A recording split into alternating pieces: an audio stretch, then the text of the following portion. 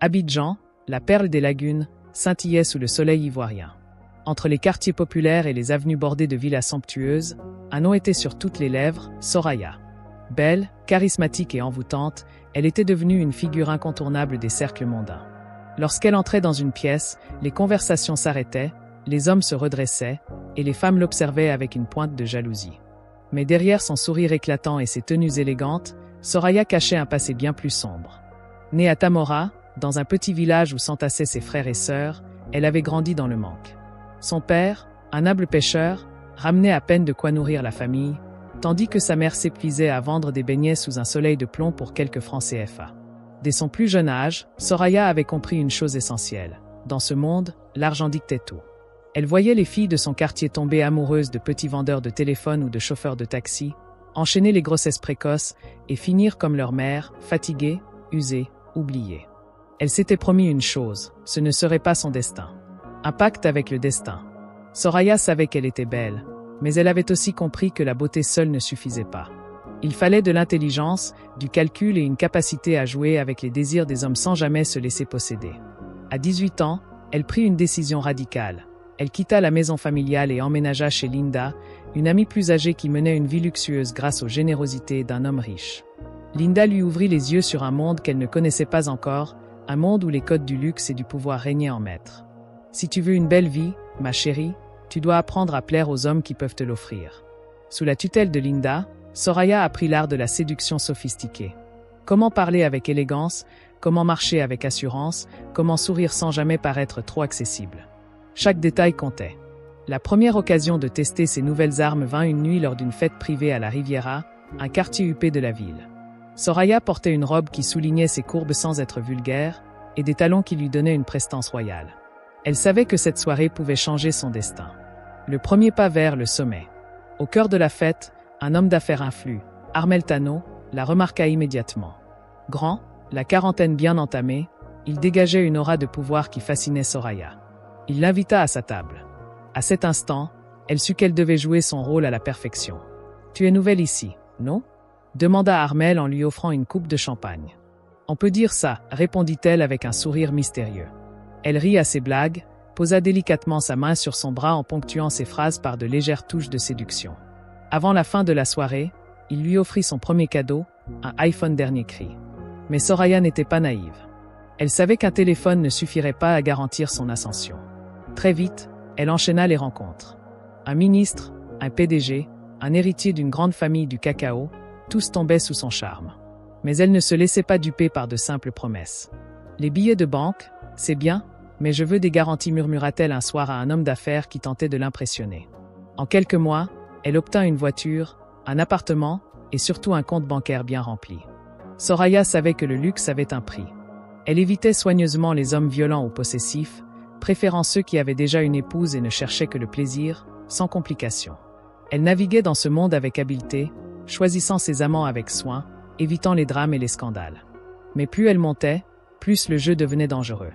Un soir, alors qu'elle dînait dans un restaurant chic d'Abidjan, elle sentit un regard insistant peser sur elle. Elle tourna la tête et aperçut un homme qu'elle ne connaissait que de réputation, Jacques Quadio, un magnate du BTP. Il était respecté, craint, et surtout, il ne pardonnait aucune trahison. Linda, qui l'accompagnait ce soir-là, lui chuchota. « Si Jacques t'a remarqué, fais attention, il ne joue pas comme les autres. » Soraya haussa un sourcil, intriguée. « Qu'est-ce que tu veux dire ? Il n'offre pas. Il possède. » L'invitation qui change tout. Quelques jours plus tard, un message apparut sur son téléphone. « Dîner ce soir à l'Hôtel Ivoire. Jacques Quadio. » Pas de s'il te plaît. Pas de choix. Soraya hésita. Son instinct lui disait de refuser, mais son ambition lui chuchotait qu'elle ne pouvait pas ignorer une invitation d'un homme aussi influent. Ce fut le début d'un jeu qu'elle croyait maîtriser, mais dont elle ignorait encore les règles. Soraya pensait avoir tout compris des hommes puissants, mais elle allait bientôt découvrir que certains jouent selon leurs propres règles. Le piège se refermait lentement autour d'elle, et elle ne le voyait pas encore. L'invitation de Jacques Quadio n'était pas une simple demande, c'était un ordre déguisé en courtoisie. Soraya le savait. Elle passa des heures à se préparer, choisissant avec soin une robe qui mettait en valeur ses atouts sans paraître trop provocante. Ce soir-là, elle devait jouer le rôle de sa vie. L'hôtel Hilton était un lieu emblématique d'Abidjan, fréquenté par l'élite du pays. À son arrivée, Un serveur l'escorta jusqu'à une table privée, où Jacques l'attendait déjà. Il était vêtu d'un costume sobre mais luxueux, une montre en or scintillant à son poignet. Son regard perçant transperçait Soraya, comme s'il analysait chacun de ses mouvements. « Tu es encore plus belle en vrai. » « Je prends ça comme un compliment ?» répondit-elle avec un sourire maîtrisé. Jacques ne sourit pas. Il se contenta de l'observer un moment avant de répondre. « Je n'aime pas perdre mon temps. Je choisis toujours ce que je veux. » Le ton était donné. Il ne s'agissait pas d'un flirt, mais d'une prise de territoire. Soraya sentit une tension dans l'air. Contrairement aux autres hommes qu'elle fréquentait, Jacques ne cherchait pas à la séduire. Il imposait son pouvoir, sans aucun effort. Au cours du dîner, il parla peu de lui-même. Il évoqua quelques projets de construction, glissa quelques remarques sur les petites filles ambitieuses qui aiment le luxe, et termina par une phrase qui lui donna froid dans le dos. Les belles choses ne restent jamais gratuites bien longtemps. Après le dîner, Jacques lui tendit un jeu de clés. Une villa sur la Riviera, une voiture et une carte bancaire sans limite. C'est pour toi. Soraya savait que derrière ce genre de cadeau se cachait un prix bien plus élevé que de simples faveurs. « Et qu'est-ce que tu attends en retour ?» demanda-t-elle avec une voix calme, bien qu'elle sentait son cœur battre plus vite. Jacques la fixa, un sourire en coin. « Obéis-moi. Ne me pose jamais cette question. » Un silence pesant s'installa. Soraya était habituée au jeu de pouvoir, mais celui-ci était différent. Jacques n'était pas seulement riche, il était dangereux. Pourtant, refuser pouvait aussi être risqué. Son instinct lui criait de fuir, mais son ambition l'empêchait de faire marche arrière. Elle prit les clés. Le piège venait de se refermer. Les premières semaines furent idylliques. Soraya vivait comme une reine. La villa était somptueuse, équipée de tout le confort imaginable.